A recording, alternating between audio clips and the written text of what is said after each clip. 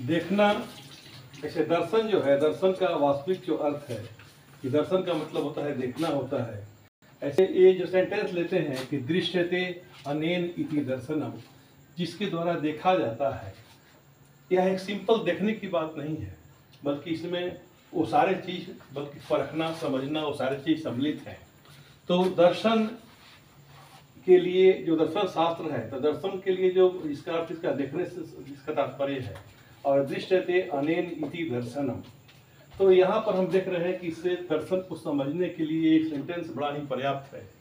और इसमें दर्शन जो देख रहे हैं हम कि भारत जो दर्शन है दो पार्ट में है, पाश्चात्य दर्शन और भारतीय दर्शन।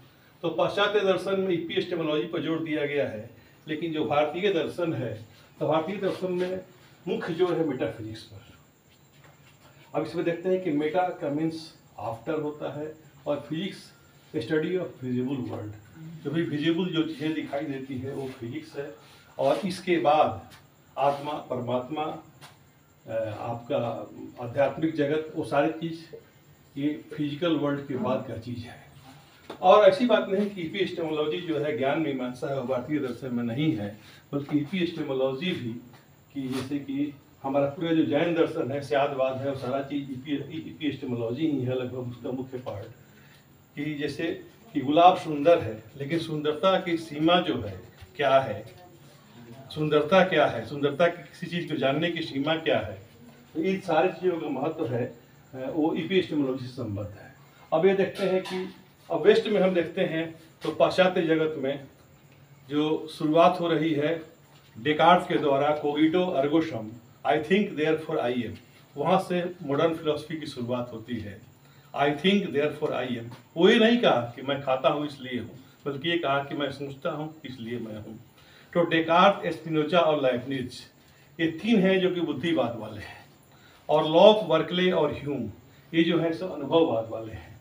और इन्हीं का, चूंकि ये कहते हैं डेकार्ट, स्पिनोजा और लाइबनिज ये बुद्धिवाद है, ये ज्ञान का स्रोत जो बताते हैं कि बुद्धि है, और लॉक, बर्कले, ह्यूम ये अनुभव की बात करते हैं।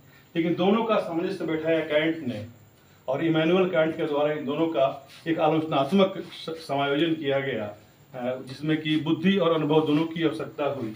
और इस प्रकार हम देख रहे हैं कि ये तो हुआ आपको वेस्टर्न फिलॉसफी में, लेकिन इंडियन फिलॉसफी में आप हमें देखते हैं कि ऐसे मेटाफिजिक्स जो भी है, तत्व मीमांसा है, तो तत्व मीमांसा का पराकाष्ठा है अद्वैतवाद, शंकराचार्य का दर्शन। शंकराचार्य का दर्शन, अद्वैतवाद जो है वो तत्व मीमांसा का पराकाष्ठा है। इसके बाद से भारत में देखते हैं कि हमारे पास 60 दर्शन की जानकारी मिलती है, जिसमें कि न्याय गौतम के द्वारा, वैशेषिक कणाद के द्वारा, सांख्य कपिल के द्वारा, योग पतंजलि के द्वारा, मीमांसा जैमिनी के द्वारा, और वेदांत जो है वो बद्रायण व्यास के द्वारा।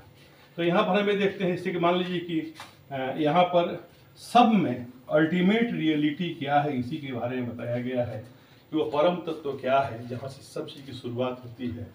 तो यहाँ जैसे कि मान लीजिए कि हम जोर भी देखते हैं कि सांख्य जो है प्रकृति और पुरुष की बात करता है, योग जो है वह अष्टांग पर जोर देता है, मीमांसा कर्म पर जोर देता है, वेदांत जो है वो ज्ञान पर जोर देता है। ठीक है, तो इस ढंग की बातें होती हैं।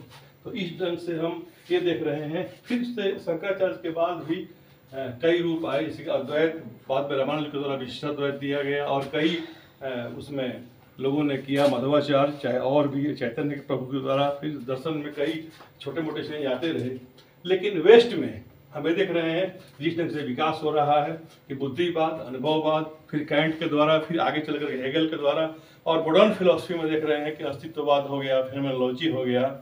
इसके बाद से आपको ये जो डेवलपमेंट है, प्रैग्मेटिज्म है, उपयोगितावाद है, ये वेस्टर्न फिलोसफी का पार्ट है। लेकिन इंडियन फिलोसफी में फिर हम देखते हैं कि आधुनिक दौर में जो भी अरविंदो हुए, गांधी हुए, ये सारे लोग आते हैं, जहाँ की हम देख रहे हैं कि इस रूप में दर्शन एक खास करके सामाजिक राजनीतिक परिदृश्य में प्रभावित मेरे दिखाई देता है।